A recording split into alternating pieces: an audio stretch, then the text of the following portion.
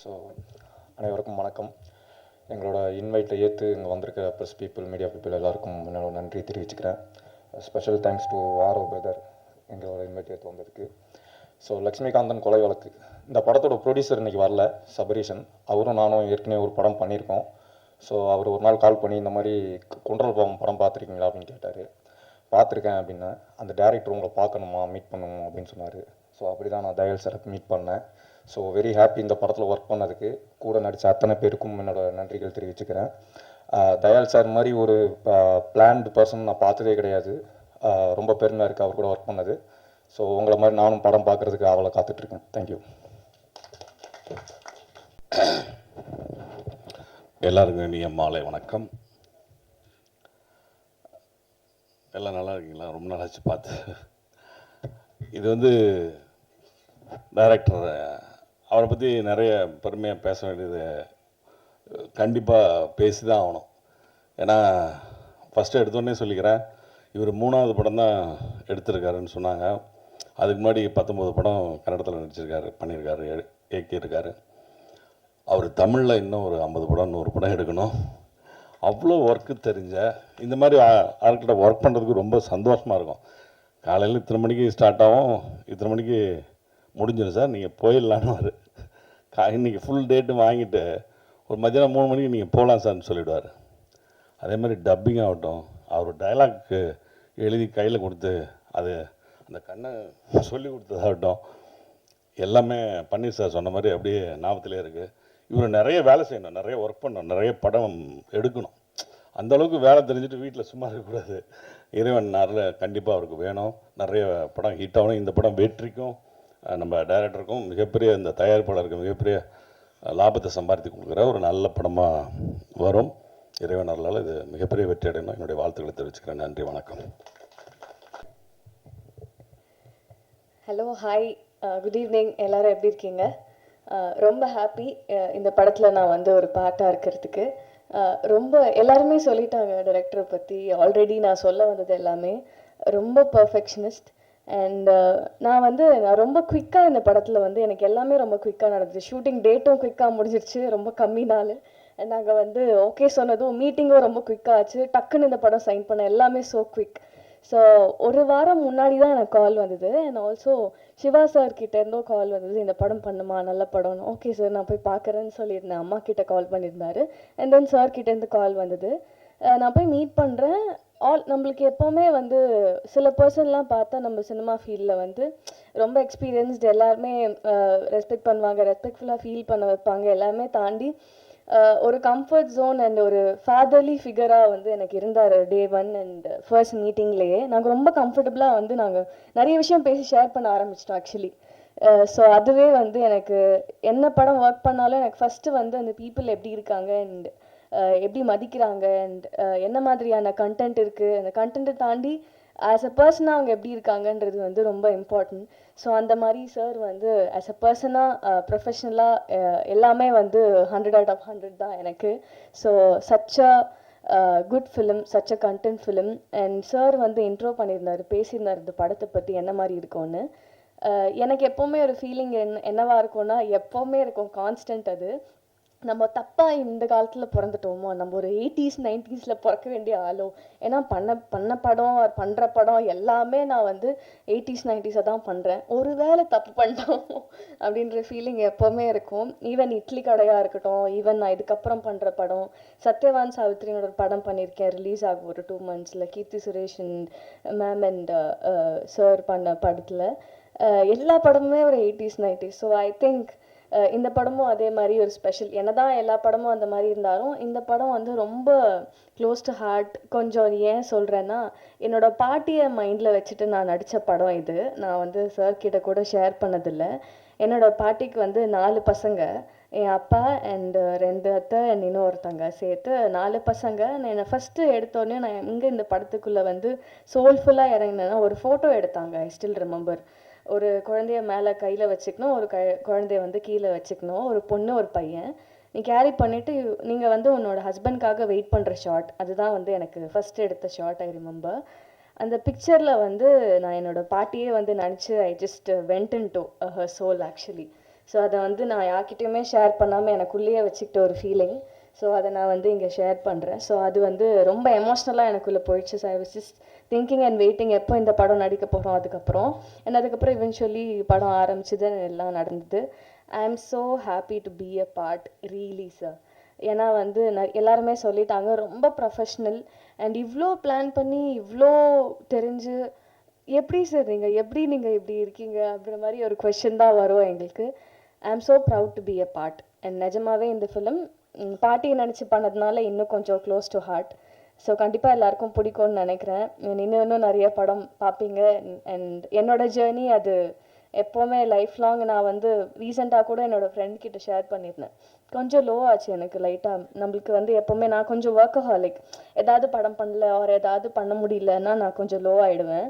அதுக்கு ஒரு மாதம் ஒரு வாரம் எடுத்துப்பேன் நான் திருப்பி பேக் டு ஃபார்ம் வரத்துக்கு. அப்போ சொல்லிட்டு இருந்தேன், என்ன இது ரொம்ப லேட் ஆகுது, எனக்கு நான் பண்ண பிளானிங்கில் எதுவும் நடக்க மாட்டேங்குது. நம்ம சினிமாவில் எல்லாருக்கும் பீங் அன் ஆர்டிஸ்ட் எல்லாருக்குமே அந்த ஃபீலிங் இருக்கும். அப்படி ஆகும்போது அவங்க சொன்னாங்க, நீ என்கிட்ட ஒரு வார்த்தை சொன்னல, நீ தான் சாகிற வரைக்கும் நடிக்க போறியே, அப்புறம் என்ன பிரச்சனை உனக்கு அப்படின்னு கேட்டா. ஸோ அதனால் நான் இதை எப்போவுமே சொல்லிகிட்டே இருப்பேன். So being that much passionate and being இந்த சினிமா, நான் எப்போவுமே விடாமல் தொடர்ந்து என்னோட முயற்சியை வந்து பண்ணிகிட்டே இருப்பேன் சினிமாக்காக. அண்ட் கண்டிப்பாக இன்னும் நிறைய படம் பண்ணுவேன். அண்ட் இதுக்கு மேலே நிறைய இடத்துக்கு போவேன்ற எய்மோட I am just wishing and I'm wishing the crew members and myself for doing this film. I'm so happy to be a part again and thank you so much for all the cast and crew.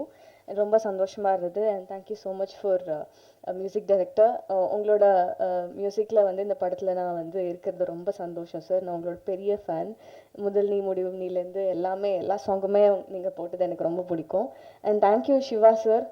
நீங்கள் வந்து ஒரு பெரிய இல்லை sir உங்களை தான் thank you so much sir. Idli கடையில் வந்து I still remember நீங்கள் ஒரு வார்த்தை சொன்னீங்க எனக்கு, மறந்துடக்கூடாது யாரையும், நீ எங்கே போனாலும் நீ யாரையும் மறந்துடக்கூடாது, எல்லாம் நீங்கள் வந்துடுவீங்க பட் மறந்துடுவீங்கன்னு சொன்னீங்க. நான் சத்தியமாக மறக்க மாட்டேன் சார். அந்த மாதிரி ஆள் இல்லை. உங்களோட பிளெஸ்ஸிங் எப்போவுமே வேணும். Thank you so much. அண்ட் வெற்றி, சாரி என்னோட கோஸ்டாரே நான் வந்து விட்டுட்டேன். இல்லை சார், நிஜமாவே he's such a sweet person. எங்களுக்கு வந்து அதான் ரொம்ப பிளான்டாக போனதுனால எனக்கு தெரிஞ்சு என்னோட ஷூட்டிங் பீரியடே ஒரு வாரம் ப்ளஸ் ஒரு 2 days தான் இருந்திருக்கும். அந்த நாளில் வந்து காலைல வருவோம், ஓகே ஷார்ட் இதுதான்னு சொல்லுவோம், போவோம் நடிப்போம் வருவோம். எங்களுக்கு பேசுறதுக்கு நிறைய டைமே இருந்ததில்லை.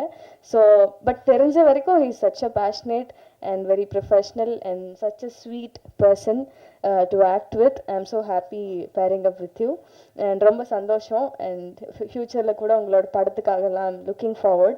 All the very best to you as well and thank you so much. Keep loving me, keep supporting me. Thank you so much. ஊடக நண்பர்கள் அனைவருக்கும் வணக்கம். இந்த படத்துக்கு வந்து ஃபஸ்ட்டு என்னை கூப்பிட்டு வந்து சிவானந்த் தான், சுருவனை சிவானந்த் தான் ஒரு நாள் ஃபோன் பண்ணார். தம்பி ஒரு நல்ல படம், 1 நாள் 2 நாள் தான் இருக்கும், நீ டேரக்டரை பாரு, பிடிச்சிருந்தா பண்ணு அப்படின்னாரு. எல்லோரும் சொன்ன மாதிரி பயங்கர பிளான்டான ஒரு மனுஷன் அன்றைக்கி பார்க்க முடிஞ்சிச்சு. ஏன்னா ஜென்ரலாக நான் என்னுடைய நண்பர்கள்ட்டெல்லாம் ரொம்ப வருஷமாக சொல்கிறது உண்டு, பெரிய படம் எடுத்து அதாவது 4 கோடி 5 கோடி 10 கோடி அப்படிலாம் போய் தொலையாமல் சின்னதாக அதை பிளான் பண்ணிடா, நம்மளே பிளான் பண்ணலாம், இப்படி தான் சொல்கிறது உண்டு. ஆனால் யாரும் கேட்க மாட்டாங்க. அப்படி ஒரு கட்டத்தில் தான் நான் ஒரு படம் டைரக்ட் பண்ணேன், நூடுல்ஸ்னு. அது ரொம்ப ஒரு குறைவான ஒரு 50 லட்ச ரூபா பட்ஜெட்டில் பண்ண படம். அது முதலீடு பண்ணி அதுக்கு தேவையான அளவுக்கான லாபத்தை அந்த படம் ஈட்டுனுச்சு. அதுக்கப்புறமும் நான் நிறைய பேர்கிட்ட டேய் இப்படி ஒன்று அப்படின்னா நிறைய பேர் ஒரு வீட்டுக்குள்ளாரையே சூப்பர் இப்படி பண்ணீங்க லாபமாக எல்லாம் கேட்பாங்க. ஆனால் கண்டிப்பாக அந்த மாதிரி ட்ரை பண்ணவே மாட்டாங்க. மறுபடியும் பெரிய படம், பெரிய பட்ஜெட்டு, ரொம்ப லத்தாஜிக்காக ஸ்டார்ட் பண்ணி லத்தாஜிக்காக முடிஞ்சு அப்படி தான் நடக்கும். ஆனால் எங்களுக்கு நல்ல சம்பளம் தருவாங்க. இந்த படத்தில் இன்னொரு நல்ல விஷயம் என்னென்னா, எப்படி எல்லாரும் சொன்ன மாதிரியே வந்து அட்வான்ஸ்டாக வந்து முன்னாடியெல்லாம் சொல்லிடுவார் இப்படி தான் பண்ண போகிறோன்னு. அதேமாதிரி அட்வான்ஸ்டாக பேமெண்ட்டையுமே கொடுத்துட்டாங்க, கம்ப்ளீட் பேமெண்ட்டையுமே. ஆமாம், அவ்வளோ கிளாரிட்டியாக அது பண்ணார். அப்புறம் உள்ளே போய் பார்த்தம்போது நிறையா இன்னும் சர்ப்ரைஸ் என்னென்னா, கவிதா பாரதி சாரோட ரைட்டப் அதில் இருக்குங்கிறது ரொம்ப சந்தோஷமாக இருந்துச்சு. ஏன்னா சாரை வந்து மோர் தென் ஆக்டர், ரைட்டராக ரொம்ப பிடிக்கும் எனக்கு. அப்புறம் இன்னொரு சர்ப்ரைஸ் வந்து வெற்றி பிரதர், அவரோட படங்களில் தொடர்ந்து நான் நிறையா படங்களில் நடிச்சிட்ருக்கேன். அப்புறம் இந்த ப்ரொடக்ஷன்லேயே இப்போ இது நடிச்சிட்டு இருக்கும்போது இன்னொரு படம் அவங்க ப்ரொடக்ஷன்லேயே பண்ணுறேன். அது ஒரு நல்ல விஷயம். அப்புறம் சரவணன் இங்கே வந்து பார்க்கும்போது தான் தெரியும், ஓ அண்ணா நீங்களும் நடிச்சிருக்கீங்களா அப்படின்னு இருந்துச்சு. இப்படி நிறைய பேர் ஒருத்தர் பார்த்துக்காமலே ஆனால் வெல் பிளான்டாக ஒரு படத்தை முடித்து அந்த படம் ரொம்ப நல்லா இருக்குன்னு பேர் வாங்குறதுங்கிறது வந்து ரொம்ப பெரிய விஷயம். கண்டிப்பாக இப்படி பிளான் பண்ணி கரெக்டாக பட்ஜெட்டில் எடுக்கும்போது நிச்சயமாக அது பொருளாதார ரீதியாகவும் பெரிய வெற்றி அடையும். நல்ல படத்தை பிளான் பண்ணி பொருளாதார ரீதியாகவும் ரொம்ப கரெக்டாக எடுக்கிறதுங்கிறது ரொம்ப வெகு சில டேரக்டரில் சாரும் ஒருத்தர். அவர் கூட நான் நடிக்கிறேங்கிறது ரொம்ப சந்தோஷம். இந்த படத்தை கண்டிப்பாக நீங்கள் ஒரு வெற்றி படமாக்கி கொடுக்கணும்னு உங்கள் எல்லாத்தையும் வேண்டி விரும்பி ரொம்ப தாழ்மையோடு கேட்டுக்கிறேன்.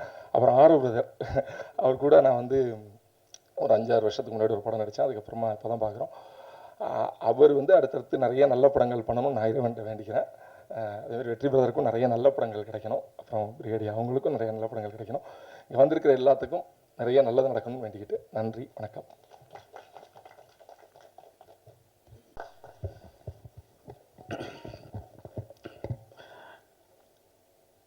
அனைவருக்கும் வணக்கம். இது வந்து கொன்றால் பாவத்துக்கு ப்ரொமோஷன் மாதிரி இல்லை, நண்பர் தயால் பத்மநாபனுக்கு ப்ரொமோஷன் பா. அதாவது நான் இப்போ தான் அண்ணன் சரவணன்ட்ட சொன்னேன், அண்ணே எம்ஜிஆருக்கு பிறகு தமிழ் சினிமாவில் அதிக நல்லவர் வல்லவர் அருமையானவர்னு நம்ம அண்ணன் தயால் பத்மநாபுக்கு தான் இருக்குன்னு இதன் மூலமாக தெரியுது. காரணம் என்னென்னா எல்லாமே பிளான் சொன்னாங்க பாருங்க. நான் வந்து தயால் சாரை என்ன நினைப்பேன்னா, இவர் ஒரு வீடு கட்டினார்னு வச்சுங்களேன், இது முன்வாசல் வழி, இது பின்வாசல் வழி, இது கிழக்கு பக்க வாசல் வழி, இது மேற்கு பக்க வாசல் வழின்னு வச்சா திருடர்கள் வந்து போகும் வழின்னு ஒன்று வச்சுருவார். அந்த அளவுக்கு ஏன் அவனை பூட்டை உடச்சிக்கிட்டு இருக்கிறதுக்கு, திருடன் வந்தான்னா அவனுக்கு அந்த திருடர்கள் வந்து போகும் வழி அப்படின்னு ஒன்று வச்சுட்டா அவனும் பண்ணிட்டு போகிறான். அந்த அளவுக்கு பிளான் பண்ணுவார். இது ஒரு ஜென் கதை. இது அதனால சொல்கிறேன். அடுத்தது தயால் பத்மநாபன் சார்கிட்ட நீங்கள் ஒர்க் பண்ணுனா ஒரு ஜென் கதை ஒன்று இருக்குது. ஒரு துளி தண்ணீர் போய் கடல்கிட்ட கேட்கும், நானும் தண்ணி நீனும் தண்ணி, ஆனால் நான் துளியாக இருக்கேன் நீ கடலாக இருக்க அப்படின்னு ஃபீல் பண்ணுது. அப்போ அந்த ஜென் ஞானி சொல்லுவார், நீ கடல்கிட்ட கேட்காத, நீ கடலோடு சேர்ந்து விடு, நீனும் கடலாகி விடுவார். ஒரு துளி நீர் கடலுடன் சேரும்போது கடலாகி விடுகிறது. அப்படி நீங்கள் தயால் பத்மநாபன்கிட்ட நீங்கள் யாராக இருந்தாலும் அவர் பிளான்குள்ளே உங்களை கொண்டு வந்துடுவார். அப்படி ஒரு மாபெரும் ஒரு ஹெட்மாஸ்டர்னு சொல்ல முடியாது, ஒரு ப்ரொஃபஸர்னு சொல்ல முடியாது, ஒரு மிகப்பெரிய கட்டட நிபுணர் அளவுக்கு அவர் இருப்பார். அதான் அண்ணன் சொன்னாங்கல்ல, டேட் வாங்குவார், 3 மணிக்கு கிளம்பிட்டு வந்தேன், இன்னுமே ஒன்றும் இல்லைங்க நீங்கள் கிளம்புங்க அப்படின்வார். அந்த மாதிரி ரொம்ப அருமையான பிளான் பண்ணுற ஒரு சில இயக்குநர்களில் நான் தனுஷ்கிட்ட அதை பார்ப்பேன். தனுஷும் அதே மாதிரி கரெக்டாக ஆர்டிஸ்ட் இத்தனை மணிக்கு வரணும், இத்தனை மணிக்கு அனுப்பணுன்றார். அதே மாதிரி நடப்பார். அதே மாதிரி கிளாரிட்டி, ஒரு ஷாட்டு நான்லாம் வந்து எப்பா ஒரு ஒயிட் எடுத்துருவோம்பான்னு நான் தனுஷ்கிட்ட விட்டேன். அண்ணே அதை வேணால் நீங்கள் எடுத்துங்க, நான் எடிட்டிங்கில் வைக்க மாட்டேன்டுவார். ஏன்னா என்ன எடிட்டிங்கில் வேணுமோ அதை தான் எடுப்பாங்க. அப்படி ஒரு இயக்குனர் தான் தயால் சார். நான் ரொம்ப பிரமிப்பேன். அதனால தான் ஒரு படத்தை அவரால் ஒரு 20லேருந்து 25 நாளுக்குள்ளே முடிக்க முடியுது. அதான் எல்லாத்தையும் வந்து பேப்பர்லேயே சரி பண்ணி வச்சுக்கிறது. என்ன பேப்பரோ அதை வந்து எக்ஸிக்யூட் பண்ணுறது, அதில் வந்து தயால் சார் மிகப்பெரிய ஒரு இடத்துல இருக்கார். அடுத்தது யாரையும் புண்படுத்துறதில்லை. ஒரு இயக்குனர் என்பவர் ஒரு தாயாகவும் தந்தையாகவும் இருக்கணும் அப்படின்ட்டு. பிரீடாக தெரியும், தனுஷ்லாம் வந்து சைல்டுன்னு கூப்பிடுவார் ஆர்டிஸ்ட்டை. எனக்குலாம் வந்து இது பவர் பாயிண்ட் அப்போ ராஜகிரானே கம் சைல்டுன்ட்டார் தனுஷ். அப்புறம் சொன்னார், இல்லை அவங்கள நம்ம ஒரு குழந்தையாக நடத்தணும், ஏன்னா நம்ம தான் அவங்கள வடிவமைக்கணும். ஒரு டைரக்டர்னா வயது கம்மியாக இருந்தாலும் அந்த கேரக்டர் நம்ம வடிவமைக்கணும். அதே மாதிரி ஒரு குழந்தை பெற்றோர்கள் வடிவமைக்கிறாங்க, அப்படி நம்ம வேலை வாங்கணும் அப்படின்னு. அந்த மாதிரி தயால் சார் யாரையும் புண்படுத்தாமல் அவருக்கு தேவையானதை கரெக்டாக வாங்கிறதுல தி பெஸ்ட்.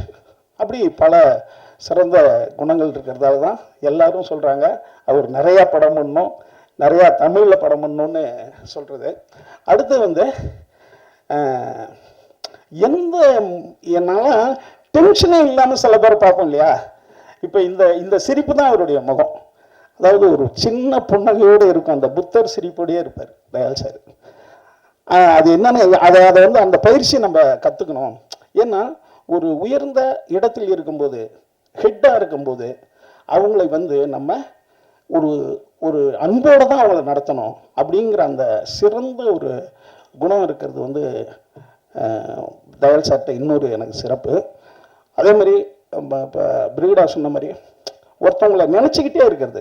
அதாவது நம்ம சிறு உதவிகள் செஞ்சாலும் அதை வந்து நினச்சிக்கிட்டே இருக்கிற அந்த தன்மை எல்லா படத்துலையும் பார்த்தீங்கன்னா அவருடைய படங்கள் அது இருக்கும். மனித நேயம் இருக்கும். முக்கியமாக மனித நேயத்தோட ஒரு கலைஞன் இருக்கணும். ஏன்னா ஒரு கலைஞனுக்கோ ஒரு கலை படைப்பிற்கோ முக்கியமான பொறுப்பு மனித நேயத்தையும் சமூகத்திற்கு ஒரு அழகை சொல்கிறது தான். அதுதான் ஒரு படைப்பினுடைய உச்சமாக இருக்கும். அது அத்தனை அவர் எடுத்த அத்தனை படத்துலையுமே அது இருக்கும். இதில் ஒரு ஒரு இந்தியாவில் வந்து 564 பேரை இது வரைக்கும் தூக்கில் போட்டிருக்காங்க. 1898 இந்த சட்டம் இருக்குது. அது என்னன்னு கேட்டால், ஒருத்தவங்களையும் நம்ம கொன்னுட்டோம் அப்படின்னா ஒருவேளை அவன் அந்த தப்பை செய்யலைன்னா என்ன பண்ணுறது? திரும்பி அவன் உயிரை வாங்க முடியாது இல்லை. அதனால தான் அது வேணான்னு மனித உரிமை அந்த அமைப்பெல்லாம் சொல்லிகிட்டு இருக்காரு. ஏன்னா ஒரு உயிரை எடுத்துட்டோம்னா முடியாது. அந்த விஷயத்தை தான் வலியுறுத்ததை தவிர பெரிய குற்றம் பண்ணவனுக்கு அப்புறம் தண்டனை நம்ம கொடுக்காம இருக்க முடியாது. கொடுக்கலன்னா குற்றங்கள் பெருகணும். குற்றங்கள் பெருகணும்னா சாமானியன் பாதிக்கப்படுவான். ஆனால் அவன் பண்ணலன்னா என்ன பண்ணுறதுன்றது அதுக்கு தான் அந்த இது பண்ணுறது. இன்னும் சொல்லப்போனால் ஒரு மாபெரும், அதான் நீங்கள் படிச்சிருப்பீங்கன்னு நினைக்கிறேன், திருடன் மணியன் பிள்ளை. ஒரு திருடன் கடந்த 35 வருடமாக அவன் திருடினதை தான் அந்த புக்காக எழுதியிருப்பார். நிறைய பேர் அதை படிச்சிருப்பீங்க. நிறைய பேர் படமாக இருக்கணும், சீரியலாக இருக்கணும் ட்ரை பண்ணாங்க. அது வந்து சாகித்ய அகாடமி வாங்குச்சு. ஒரு திருடன் தன் வரலாறை எழுதின கதை வந்து சாகித்யம் வாங்கி கொடுத்தாங்க. அதில் ஒரு அற்புதமான ஒரு காட்சி இருக்குது. அவன் ஒரு பாருங்களேன், ஒரு திருடனுக்கு எவ்வளோ ஒரு மனித நேயம் இருக்குது பாருங்க. அவன் ஊரு கூட உழுந்து திருடுறவன், புந்து ஒரு வாட்சை திருடுவான். ஒரு குழந்தையினுடைய வாட்சை திருடிடுவான். அந்த கேஸில் அந்த வாட்சை விற்கும்போது மாட்டிக்குவான். இப்போ கோர்ட்டுக்கு வரும். அது கோர்ட்டுக்கு வந்தால் அந்த மணியன் பிள்ளையை தான் வாதாடுவார். அவர் நிறைய திருட்டு வழக்கில் போனதால் அவளே வாதாடுவார். இன்னும் சொல்ல போனால் பல ஜட்ஜுகளே பயப்படுவாங்க, ஐயோ திருடன் மணியன் பிள்ளை கேஸா அப்படின்ட்டு. இப்போ அவர் என்ன சொல்றாரு, யார் வாட்சோ அவங்க வரணும்ன்றார். அப்போ ஒரு 13 வயசு பாப்பா, அது பேர் விஜயா, அது வந்து அந்த குற்றவாளி கூண்டல் நிற்கும். நின்னா அது கிட்ட போய் கிராஸ் கேள்வி கேட்பார் மணியன் பிள்ளை. உன் வாட்ச் என்ன கலரு, அதுக்கு என்ன நம்பருன்னு அதை அழ ஆரம்பிச்சிடும். அழ ஆரம்பிச்சோன்னா அவர் என்ன கேட்பாருன்னா, அது அது ஒரு ஒரு எப்படி, அது செயின் வந்து கோல்டு கலரில் இருக்கும். அது கோல்டு கலர்லாம் இருக்குமா நிறையா வாட்ச், அதுக்கு ஒரு நம்பர் இருக்குது, அந்த நம்பர் என்னான்னு அதுக்கு தெரியாது. அழுவோம். இப்போ அந்த கேஸ்லேருந்து இவர் வெளில வந்துடுவார். அந்த பாப்பா அழுதுகிட்டே போயிடும். அன்னைக்கு இரவு அவர் வந்து அந்த ரூமில் உட்காந்து தூக்கமே வராது மணியன் பிள்ளைக்கு. ஏன்னா ஒரு 13 வயசு பாப்பாவை நம்ம அழ வச்சிட்டோமே, ஆனால் திருடினது நம்ம தானே அப்படின்ட்டு அவர் தூக்கமே வராது. அடுத்த நாள் ஒரு கடிதம் எழுதுவார் அந்த பாப்பாவுக்கு. என்ன எழுதுவார்னா, விஜயா பாப்பா, அதை திருடினது நான் தான், ஆனால் நான் அதை ஒத்துக்கிட்டேன்னா இன்னும் 3 மாதம் எனக்கு அதிகம் ஜெயிலில் போட்டுருவாங்க. அதனால தான் நான் உன்கிட்ட கிராஸ் கேள்வி கேட்டு நான் தப்பிச்சிட்டேன். ஆனால் திருடினது நான் தான். மாமா இன்னும் 3 மாதம் கழிச்சு வந்துடுவேன் ஜெயிலேருந்து, வந்து உனக்கு வாட்சி வாங்கி தரேன் அப்படின்னு எழுதிடுவார். அவங்க அப்பா, அந்த பாப்பாவுடைய அப்பா என்னன்னா, அந்த லெட்டரை எடுத்துகிட்டு போயிட்டு அந்த பக்கத்தில் ஸ்டேஷனில் கொடுத்துருவார். பார்த்தீங்களாங்க திருடிருக்காங்க, அவன் கைப்படவே எழுதிட்டாங்கன்னு. அந்த ஸ்டேஷன் போலீஸ் சொல்லுவார், யோ உன் புள்ள கண் கலங்கிடுச்சு, நீ இன்னக்குமே அழுகக்கூடாது அப்படின்னு சொல்லி இந்த லெட்டரில் எழுதியிருக்கான். அவனை திரும்பி ஜெயிலில் கொண்டு வந்து போடணும்னு நினைக்கிறியா? அப்பனை விட அந்த திருடன் எவ்வளோ நல்லவன் அப்படின்வார். அப்போ மனித நேயம் எவ்வளோ ஒரு திருடனுக்கும் இருக்குன்றதால தான் அது சாகித்ய அகாடமி. அப்படி தான் ஒவ்வொரு விஷயமும். இதுலேயும் அந்த கேரக்டர் வந்து நான் ரொம்ப ஓப்பனாக சொல்லக்கூடாது, இருந்தாலும் அவங்களுள்ள ஒரு எப்படி ஒரு உண்மை இருக்குது. அந்த உண்மை தெரியும் போது அவன் குற்றவாளி இல்லாமல் கூட போயிடும். அப்படி ஒரு சிறந்த ஒரு அருமையான ஒரு படத்தை எடுத்திருக்காரு அண்ணன். கவிதா வாரியார் சொன்ன மாதிரி கமர்ஷியல், அடுத்தது ரொம்ப கலைப்படிப்பு இல்லாமல் இடைப்பட்ட ஒரு இடத்துல மிகச்சிறந்த ஒரு தளத்தை வந்து அமைச்சு வச்சுருக்காரு தயாள் பத்மன் சார். இன்னும் பல படங்கள் பண்ணட்டும், இன்னும் பல புகழ்கள் அடையட்டும். எம்ஜிஆரை வாதியாரும்போம், பாகல் மகேந்திரா ஸ்டூடெண்ட் எல்லாம் அவரை வாதியாரும்பாங்க. இனிமேல் நாங்களும் உங்களை வாதியாருன்றோம். ஏன்னா அந்த கட்டமைப்புக்கு கரெக்டான இப்படி பண்ணணும் படம். 20 நாள்னா 20 நாள் தான் படம் முடிக்கிறேன். அந்த திட்டமிடலுக்கு நீங்கள் வாதியார் தான். நன்றி, வணக்கம்.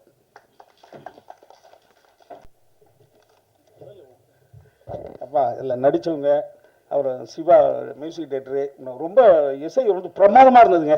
ரொம்ப நல்லா இருந்தது. ஃபுல் படம் பார்த்துருக்கேன். ரொம்ப பிரமாதமாக இருந்தது. அதுவும் உங்கள் கேரக்டர் இன்ட்ரோவுக்கு ஒரு மியூசிக் போட்டிருக்கீங்க. ரொம்ப அற்புதமான ஒரு தீம் மியூசிக் மாதிரி ரொம்ப பிரமாதமாக போட்டிருக்கீங்க.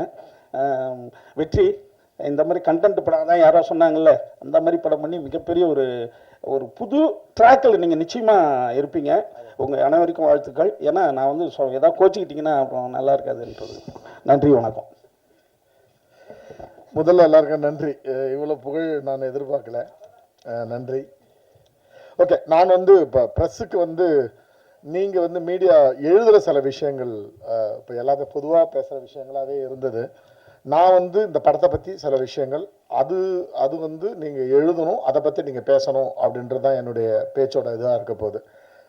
ஸோ ஃபார்முலாக இந்த பேச்சை நான் ஆரம்பிக்கிறேன். லக்ஷ்மிகாந்தன் கொலை வழக்கு ஒரு அறிமுகம். 2M cinemas KV Sabareesh, D pictures சார்பில் என்னுடைய தயால் பத்மநாபன் ப்ரொடக்ஷன்ஸ் நாங்கள் 2 பேரும் சேர்ந்து தயாரிச்சிருக்கிற இந்த படத்தோட ஒரு அறிமுகம். இந்த விழாவுக்கு வந்திருக்கிற ஊடக நண்பர்கள் அனைவரையும் நான் சபரீஷ் சார் சார்பையும் என்னுடைய சார்பிலும் வரவேற்கிறேன். என்னுடைய காஸ்ட் அண்ட் க்ரூ, என்னுடைய சீஃப் கெஸ்ட் அவரையும் வரவேற்க ரொம்ப பெருமகிழ்ச்சி அடைகிறேன். என்னுடைய ப்ரொடியூசர் வந்து இன்றைக்கி ஊரில் இல்லை, மொரிஷியஸில் ஒரு இன்னொரு படம் ஷூட்டிங் நடந்துன்னு இருக்குது. அதே ஷூட்டிங்கில் ரங்கராஜ் பாண்டேவும் இருக்கிறாரு. அதனால தான் அவங்க 2 பேரும் இல்லை. ஸோ வேறு வதந்திகள் எதையும் நம்ப வேண்டாம். அதுதான் உண்மை. இப்போ வந்து பொதுவாக என்னன்னா, இது எனக்கு 22வது படம். தமிழில் வந்து 3வது படம். ஏற்கனவே கொண்டால் பாவம், மாருதி நகர் போலீஸ் ஸ்டேஷன் ஆன பிறகு இது எனக்கு 3வது படம். இந்த படத்தோட கதையை பற்றி சொல்லணும்னா, நான் வந்து சில அவசியப்படுதுன்றதால நானும் என்னுடைய நடிகர்களும் என்னுடைய டெக்னீஷியன்ஸும் சில விஷயங்களை உங்கள்கிட்ட இருந்து மறைச்சி வச்சுருக்கோம். அதுக்கான காரணம் இருக்குது. அந்த காரணத்தை நாங்கள் வெற்றி விழாவில் சொல்லுவோம். ஓகேங்களா?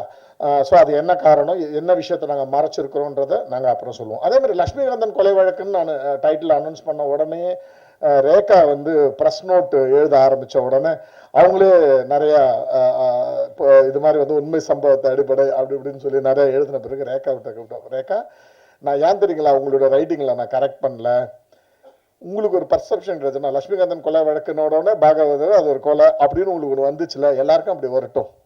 ஓகே, எல்லாரும் அப்படியே நினச்சின்னு வரட்டும். பட் அங்கே ஒரு இன்னொரு பேக்கேஜ் இருக்கட்டும், அதுக்கு கான்ட்ராஸ்டாக ஒரு பேக்கேஜ் இருக்கட்டும். அந்த பேக்கேஜை அவங்க என்ஜாய் பண்ணட்டும். அதனால தான் நான் ப்ரெஸ் மீட்டில் அதை ஆன பிறகு தான் நான் செகண்ட் ப்ரெஸ் நோட்டில் தான் ரேகாட்ட சொன்னேன், இனிமேட்டு யார்கிட்டையும் அதை சொல்லாதீங்க, அது இது வந்து உண்மை சம்பவத்தை அடிப்படையாக வச்சது, அந்த காலத்தில் பரபரப்பை ஏற்படுத்திய விஷயம்லாம் சொல்லாதீங்க. இது வந்து ஒரு உண்மை சம்பவத்தை அடிப்படையாக வச்ச ஒரு விஷயம்தான். இன்னைக்கு பேசி முடிச்சிருங்க, பேசி முடிங்க. ஓகே, ஸோ உண்மை சம்பவத்தை அடிப்படையாக வச்சது தான்.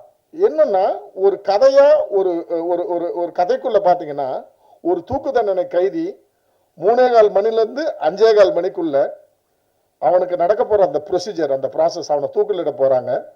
அந்த 2 மணி நேரத்தில் 1972 நடக்கிற கதை. 72 அக்டோபர் 17 எம்ஜிஆர் ADMK அந்த கட்சியை ஆரம்பித்த அன்னைக்கு நடக்கிற ஒரு கதையை ரெஃபரன்ஸாக வச்சுக்கிட்டாது. அது எதுக்குன்றது இங்கே படம் பார்க்குறப்ப தெரியும். அதுலேருந்தும் ஒரு 3 வருஷத்துக்கு முன்னாடி 69 இருந்து அவனுடைய கதையை வந்து அந்த 2 மணி நேரம் கேப்பில் அவனுடைய கதையை சொல்லிட்டு போகிற ஒரு டிராவல் தான், ஒரு நான் லீனியர் படம் தான் இது. இதில் வந்து ரொம்ப கோரான விஷயம் வந்து ஒரு political drama, political crime drama.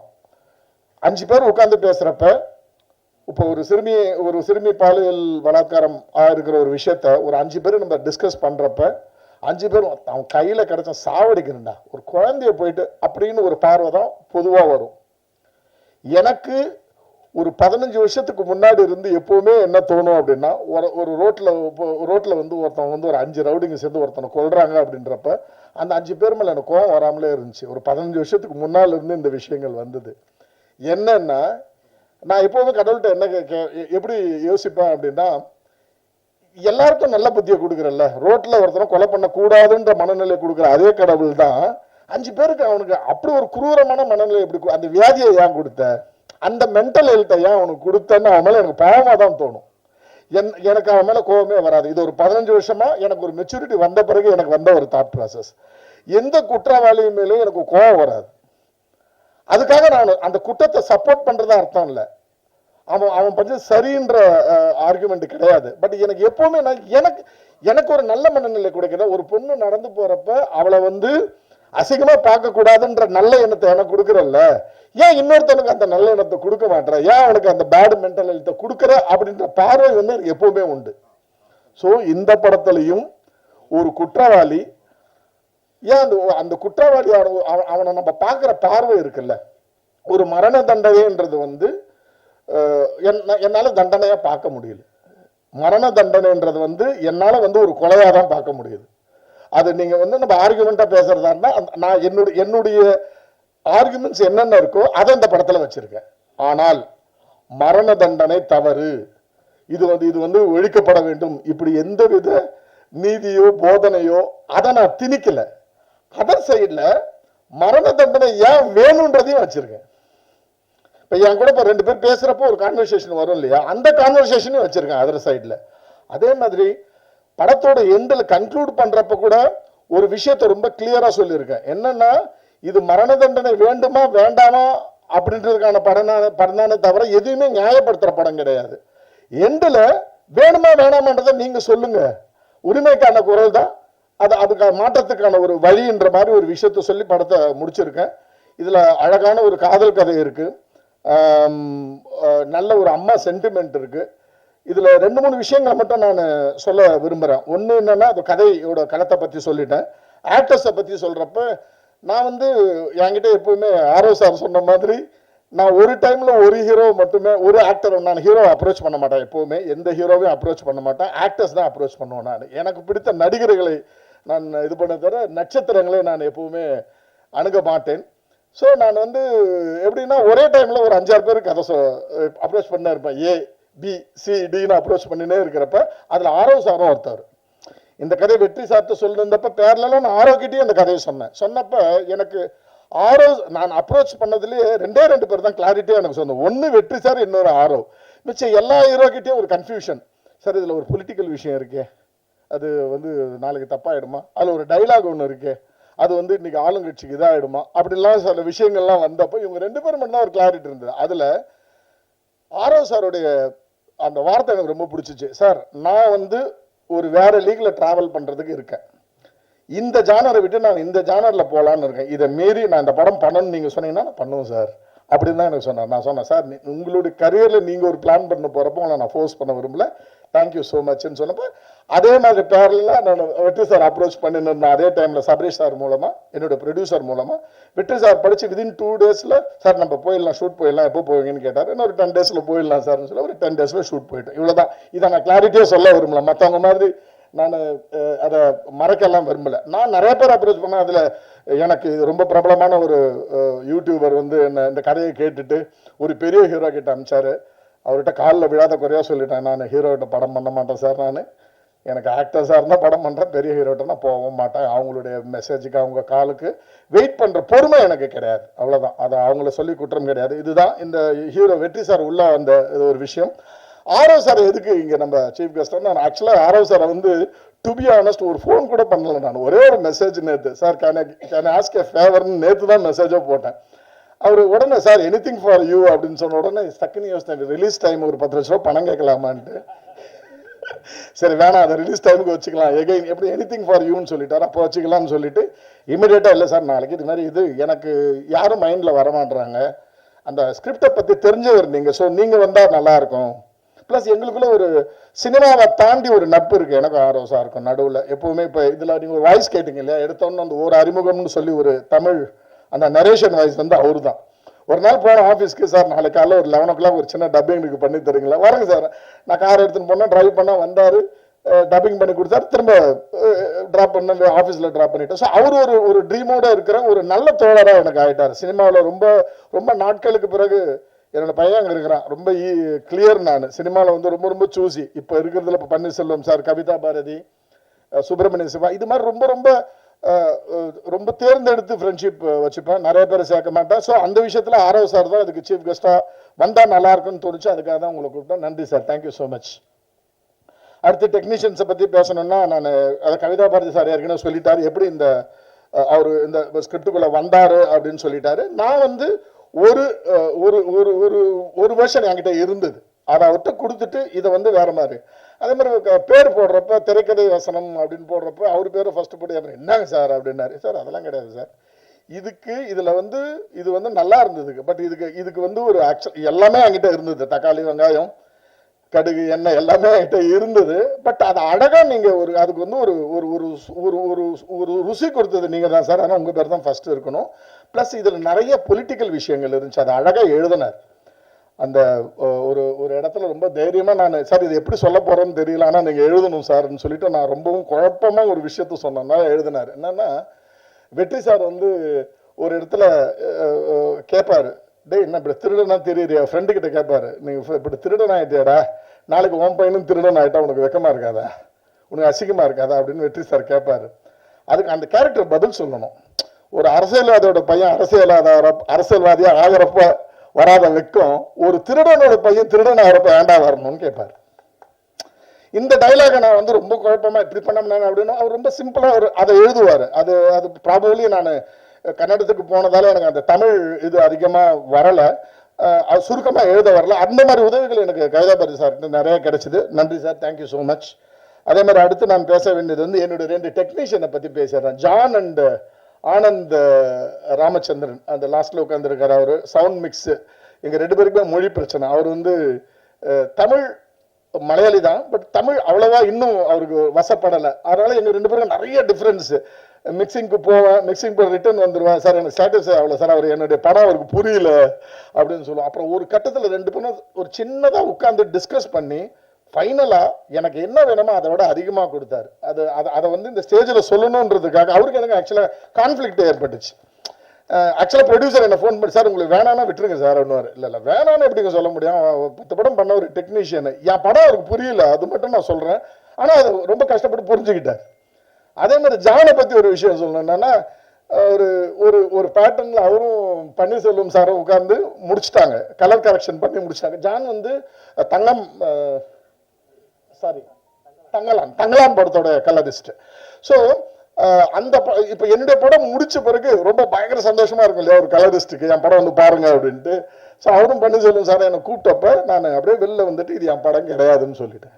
கலரில் நான் சொல்றேன் இது என் படம் கிடையாது, நீங்க ஏதோ ஒன்று யோசித்து பண்றீங்கல்ல, அது கிடையாதுங்க இந்த படம். டோட்டல் ஒரு 25 நாள் ஒர்க் அது.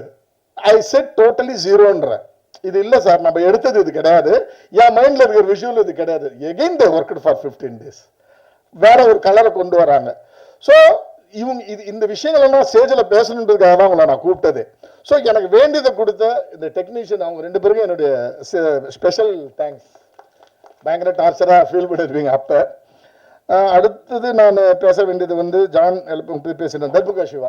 ஓகே, நான் முத போயிட்டு இந்த விஷயத்த நான் தர்புகா சிவா கிட்ட இந்த மாதிரி படம் பண்ண போகிறோம் அப்படின்னு சொன்ன உடனே அதே அவர் சொன்ன மாதிரி இந்த சாங்கை எப்படி வைரல் பண்ணலாம், லிரிக்கில் என்ன கொண்டு வரலாம், ஜிங்கினுக்கா சிக்கா அது மாதிரி எல்லாம் கொண்டு வரலாமா, இப்படிலாம் எந்த பேச்சுமே வரல. நான் சொன்னேன் சார் ஒரு டூயட் இருக்குது, அது வந்து பாரதியார் பாடல், ஒரு அம்மா சாங் இருக்குது, அது பாரதிதாசன் பாடல், இன்னொரு சாங் ஒரு நம்ம இந்த படத்தோட தீமை பற்றி பேச போகிறோம், தூக்கு தண்டனை பற்றி பேச போகிறோம், அது வந்து நான் அறிவுக்கிட்ட எழுத வைக்கலாம் சார் அப்படின்னு சொல்லிட்டு நாங்கள் 2 பேருமே கொஞ்சம் அறிவுக்கிட்டத்தனமாக யோசித்தோம். அது நடக்கவே இல்லை. அவர் கம்யூனிகேஷனில் வரல. அது ஒரு இன்னொரு கதை, அது இன்னொரு ஸ்டேஜில் அது யாரோ சொன்னாங்க கான்ட்ரவர்ஷியலாக என்ன பேசினா நல்லா வைரல் ஆகும் சார்ன்ட்டு. வேணாம், அது இல்லை, அது நடக்கலை. அது நடக்காதப்ப நான் என்ன பண்ணேன், ஒரு நாள் உட்காந்து நானே ஒரு லிரிக் ஒன்று எழுதி, ஸோ இது மாதிரி ஒரு பேட்டர்னில் ட்ரை பண்ணலாமான்னு சொல்லி ஒரு தீம் சாங்கும் பண்ணியிருக்கோம். மொத்தம் 3 சாங்.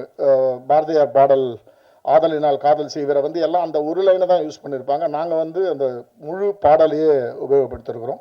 அடுத்தது முத்தம் கொடு பாரதிதாசன் பாடல் உபயோகப்படுத்திருக்கோம். ஒரு தீம் சாங் இருக்குது, 3 சாங். அதே மாதிரி பேக்ரவுண்ட் ஸ்கோரில் வந்து பார்த்தீங்கன்னா நான் அவருக்கு சொன்னேன், எனக்கு வந்து நான் ஜென்ரலாக ஒரு 20-25 நாளில் பேக்ரவுண்ட் ஸ்கோர் முடிச்சு கொடுத்துடணும் அப்படின்னு. பட் அவர் இல்லை எனக்கு ஒரு மாதம் ஆகும்னு சொன்னார். ஒரு 2 மாதம் எடுத்துக்கிட்டார் டோட்டலாக. படம் வந்து ஆக்சுவலாக ஒரு மார்ச்லேயே ரெடியாக இருந்திருக்கணும், ஒரு ஏப்ரல் வரைக்கும் ஆனதுக்கான காரணம் வந்து தர்புகா சிவா என்னன்னா பயங்கர பர்ஃபெக்ஷனிஸ்ட். அவருக்கு சாட்டிஸ்ஃபை ஆகாமல் நீங்கள் என்னதான் அவரை ஃபோர்ஸ் பண்ணாலும் ரெடி ஆகிடுச்சுன்னு கொடுக்க மாட்டார். அதில் வர என்னுடைய கரெக்ஷன்ஸ் இதெல்லாம் சேர்ந்து ரொம்ப பர்ஃபெக்டான சுப்பிரமணிய சிவன் மாதிரி இன்றைக்கி அந்த படம் வந்து நாங்கள்லாம் பார்க்குறப்ப ரொம்ப எக்ஸைட்டிங்காக இருக்கிறோன்னா அதுக்கு மெயின் ரீசன் வந்து Darbuka Siva. Thank you so much sir.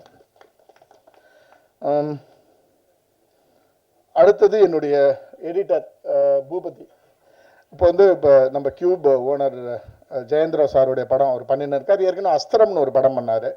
இவரை நான் சூஸ் பண்ணது வித்தின் 5 minutesல சூஸ் பண்ணேன். ஆக்சுவலாக எப்படின்னா, ஷானுன்னு சொல்லி பொம்மை நாயகி டேரக்டர்கிட்ட பேசினிருந்தேன். அது பேசுனப்போ இது மாதிரி நான் அஸ்திரம்னு ஒரு படம் பார்த்தேங்க, செம்மையாக இருந்துச்சு எடிட்டிங்கு, அந்த பையன் கிடைச்சா நான் கூட ஒர்க் பண்ணுங்க. ஆமாண்ணாங்க, என் ஃப்ரெண்டு தாங்க, அது ஒரு நிமிஷம் பூபதி எங்கே இருக்கீங்க அப்படின்னு கூப்பிட்டாரு. வந்தாரு, அவர் எடிட்டர் ஆகிட்டார். ரொம்ப எக்ஸலண்ட்டான ஒரு இது. எனக்கு ஒரு ஒரு ஜென்ரலாக எடிட்டர்ன்றப்போ ஒரு சர்வாதிகாரம் இருக்கும் டேரக்டர்கிட்ட. நான் சொல்கிறத நீ கட் பண்ணு அப்படின்னு ஒன்று இருக்கும். இவர்கிட்ட அப்படி அது நடக்காது, அந்த சர்வாதிகாரமே நடக்காது. இவர் வந்து ரொம்ப கிரியேட்டிவாக சில விஷயங்கள் நமக்கு சொல்லுவார். நம்ம இல்லை இதை பற்றி நல்லா இருக்கும் அப்படின்னு சொல்லி, இல்லை சார் அது இருக்காது, நாளைக்கு யோசிக்கலாம், அது அப்படி இருக்காது, நான் கொஞ்சம் டைம் கொடுங்க, எனக்கு நான் வேறு மாதிரி பண்ணி காமிக்கிறேன். ஸோ அந்த இன்புட் டேரக்டருக்கு இன்னொரு பர்ஸ்பெக்டிவ் கொடுக்குற அந்த இன்புட் வந்து பூபதி கிட்ட இருந்து எனக்கு நிறையா கிடைச்சிச்சு. அண்ட் ஐ அஷ்யூர் தட் என்னுடைய ஃப்யூச்சரில் அவரே என்னை விட்டு போகிற வரைக்கும் அவர் தான் என்னுடைய படத்தில் எடிட்டராக இருப்பார். இதுக்கு நடுவில் இதோட பிஸ்னஸ் பிளான் வந்து இதோட பிஸ்னஸ் பிளான் வந்து ஒரு சின்னதாக ஆரம்பித்து போயின்னு இருக்குது. கண்டிப்பாக ஏதாவது ஒரு விஷயத்தில் நான் ஒரு 75% அது ஒரு பாசிட்டிவாக இருக்குது, முடிஞ்சிடும். எல்லாம் நல்லபடியாக முடிஞ்சால் ஜூன் 26 படத்தை ரிலீஸ் பண்ண பிளான் பண்ணின்னு இருக்கோம். Probably within a week or 10 daysல நான் அந்த டேட்டை அனௌன்ஸ் பண்ணுவோம். ஆசச் இப்போதைக்கு நான் வந்து ஜூன் 26 ரிலீஸ்ன்ற மாதிரி பிளான் பண்ணியிருக்கேன். இதை தவிர ஏதாவது விட்டுட்டேனான்னு தெரியல. அது கேமராமேன் அதுதான். ஓகே, பன்னீர்செல்வம் சார் வந்து எனக்கு அதான் கொண்டல் பாவத்தோட ஒரிஜினல் ஆக்கராள ராத்திரி டைம்லேருந்து எனக்கு நல்ல ஒரு நண்பரானார். படம் பண்ணும்போது அப்புறம் ஆஸ் யூஷுவல் நான் ஏற்கனவே கொண்டல் பாவம் இதுலேயே உங்களுக்கு சொல்லியிருக்கேன். எனக்கு வந்து யங்ஸ்டர்ஸ் கூட கேமராமேனு யங்ஸ்டர்ஸ் கூட ஒர்க் பண்ணுறது வந்து பயங்கர டிஸ்கம்ஃபர்ட். எனக்கு வந்து கொஞ்சம் சீனியரான கேமராமேன் இருந்தால் என்னுடைய வே ஆஃப் ஒர்க்கிங்க்கு மெச்சூரிட்டியான கதைங்களுக்கு கரெக்டாக இருக்குன்றதால, அதே மாதிரி அவங்கள்ட்ட இருந்து நான் நிறைய கற்றுக்கணுன்ற ஆசை எனக்கு இருக்குது. செழியன் சார்கிட்ட தான் நிறைய கற்றுக்கிட்டேன். கொண்டால் பாவம் படத்தில் செழியன் சார்கிட்ட தான் நான் நிறைய கற்றுக்கிட்டேன். ஸோ எனக்கு வந்து ஒரு பேராசை, அவ்வளோதான். இன்னொரு சீனியர் கேமராமேன் ஒர்க் பண்ணுறப்போ அவர்கிட்ட இருந்து நிறைய கற்றுக்கலாம் அப்படின்ட்டு. அதுக்காக ஒரு அடுத்த படத்தில் இன்னொரு சீனியர் கேமராமேன் நான் போக மாட்டேன், அவர் தான் அடுத்த படமும் பண்ணுவார். நான் ஜென்ரலாக சொல்கிறேன். அதில் வந்து ரொம்ப ஈஸியாக என்கிட்ட அதான் மாத்திவன் என்கிட்ட கேட்டுருந்தார், எப்படி உங்களால் இவ்வளோ சீக்கிரம் படம் பண்ண முடியுதுன்ட்டு. எனக்கு ஜென்ரலாக ஒரு பழக்கம் ஒன்று வந்திருக்கு. ஸ்டேஜிங்னு சொல்லி ஒரு ப்ராசஸ் நான் யூஸ் பண்ணுறேன். என்னென்னா, ஒரு படத்தோட லொக்கேஷன் ஒரு 12 லொக்கேஷன் இருக்குன்னா, cameraman team, art director team, direction team plus ப்ரொடக்ஷன்லேருந்து ஒருத்தரை கூப்பிட்டுவிட்டு அந்த 12 லொக்கேஷன்லேயும் 60 சீன் இருக்குன்னா 60 சீனையும் நான் நடித்து காமிச்சிருவேன் வித் த டீம். 3 நாள் இருந்தால் 3 நாளும் அந்தந்த லொக்கேஷனுக்கே போயிட்டு நடிச்சு காமிச்சிடுறது. இதான் சார் 60 சீன் நான் இப்படி தான் எடுக்க போகிறேன் அப்படின்ட்டு. அப்போ என்ன ஆகிடும்னா, த ஹோல் யூனிட் வந்து எஜுகேட் ஆகிருக்கும், நாலேஜாக இருக்கும். அப்போ நம்ம போய் இது பண்ணுறப்ப நம்ம சார் இங்கே கேமரா வச்சு இங்கே ட்ராலி இந்த கதைங்களே இருக்காது. காலையில் போனோன்னா சார் அந்த ஃபர்ஸ்ட் ஷாட்டுக்கு ரெடி ஆகிட்டோன்னு அவர் சொல்லுவார். அசோசியேட் டைரக்டர் எல்லாருமே எஜுகேட் ஆகிருப்பாங்க. அதுதான் இங்கே சீக்ரெட்டை தவிர வேறு எதுவும் ஸ்பெஷலாக நான் ஸ்பீடாக பண்ணுறதுக்கு எந்த காரணமும் கிடையாது. ப்ரிப்பரேஷன் நல்லாயிருக்கும், எல்லாருக்கும் எல்லாமே தெரியும். ஒரு மறைச்சி இல்லை அப்புறமா வந்து சொல்கிறேன் அதெல்லாம் இருக்காது, கிளாரிட்டி இருக்கும், அவ்வளோதான். ஸோ பன்னீர்செல்வம் சாருக்கு என்னுடைய மனமார்ந்த நன்றி. இந்த இதில் வந்து மற்றபடி எனக்கு ஆக்டர்ஸில் வந்து மதன் சார், நான் ஒரே ஒரு ஃபோன் கால் வந்து சார் ஒரே ஒரு சீனு சார் ஒரே ஒரு சீனு இல்லை சார், கதை உங்கள்கிட்ட இருந்தால் ஆரம்பிக்குதுன்னு சொல்லி ஃபோன்லேயே சொன்னேன். டக்குன்னு ஒத்துக்கிட்டார். இப்போ முக்கியமாக ஒரு விஷயம் சொல்லணும். எல்லா ஆக்டர்ஸ்க்கும் நன்றி, லைக் லிசி, கன்னியாபாரதி மேடம், எல்லாருக்குமே நன்றி. சரவணன் சாரை பற்றி ஒரே ஒரு விஷயம் மட்டும் சொல்லணும், அதெல்லாம் நான் கடைசியில் சொல்லலாம் அப்படின்ட்டு. நான் ப்ரொடியூசர் சார் முடிச்சிடறேன் சார், 5 minutes.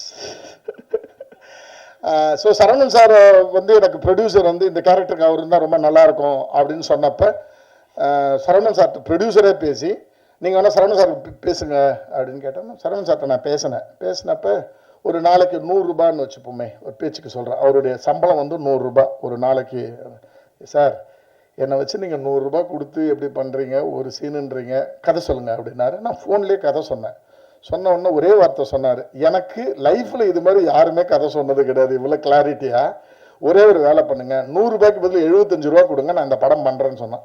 ஸோ உங்கள் எல்லாருக்குமே ஒரு விஷயம் என்னென்னா, 75 ரூபாய்க்கு அவர் பண்ணாருன்றது மட்டும்தானே. அதோட கிளைமேக்ஸ் என்னென்னா, ஒரு நாள் பண்ணாதீங்க டைரக்டரை, 2 நாள் பண்ணுங்கள், இன்னும் சீன்ஸ் எடுங்க அப்படின்னு சொன்னார்.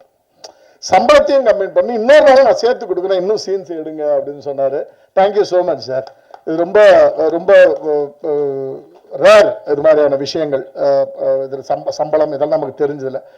அதே மாதிரி இந்த டைமில் நான் ரங்கராஜ் பாண்டேயை பற்றி பேசி ஆகணும். வெற்றி சாருக்கு ஈக்குவலான கேரக்டர் ரங்கராஜ் பாண்டே இந்த படத்தில். அதை வந்து ஃபிக்ஸ் பண்ணி கொடுத்ததும் சுப்பிரமணிய சிவா சார் தான். அவரும் அதே மாதிரி தான், ஒரு அமௌண்ட்டு ஃபிக்ஸ் பண்ணுறோம், அமௌண்ட்டு ஃபிக்ஸ் பண்ணி படம் நடிச்சுட்டு போகிறாரு. ஒரு நாள் முன்னாடியே ஷூட்டிங்கை முடிச்சிடுறேன், உங்களுக்கு ஒரு சின்ன கிஃப்ட்டு அப்படின்னாரு. என்ன சார் அப்படின்னு கேட்டேன்.